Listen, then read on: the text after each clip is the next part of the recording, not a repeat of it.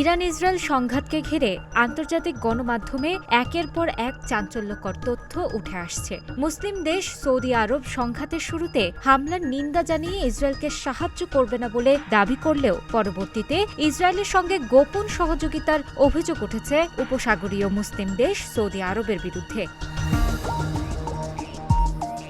ইসরায়েলের প্রভাবশালী দৈনিক ইসরায়েল হাইয়ম দাবি করেছে, তেহরানের বিরুদ্ধে চলমান সংঘাতে গোপনে সহায়তা করেছে সৌদি আরব। এর আগে রিয়াদ দাবি করেছিল তারা তাদের আকাশসীমা ইসরায়েলকে ব্যবহার করতে দেবে না এবং কোনো উস্কানি ছাড়া ইরানে চালানো হামলার নিন্দা জানায়। এখন প্রশ্ন হলো, সৌদির মুখে প্রতিবাদ আর পেছনের সহযোগিতা, তবে এটাই কি মুসলিম ভ্রাতৃত্ব?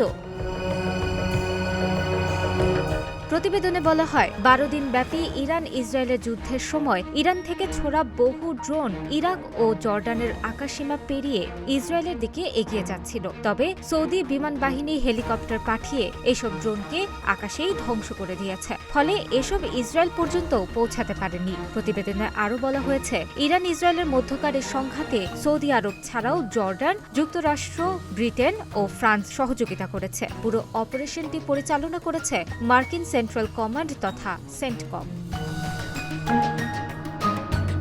শুধু সৌদি আরব নয়, জর্ডান ও ইরাকের ভূমিকাও প্রশ্নবিদ্ধ হয়েছে। প্রেস টাইম জানিয়েছে, জর্ডান ইতোমধ্যে প্রকাশ্যে ড্রোন প্রতিহত করার কথা স্বীকার করেছে। ফ্রান্স বলেছে তারা জর্ডানে নিজেদের স্বার্থ রক্ষার জন্য এই অভিযানে অংশ নিয়েছে, তবে তারা ইসরায়েলের নাম এড়িয়ে গেছে।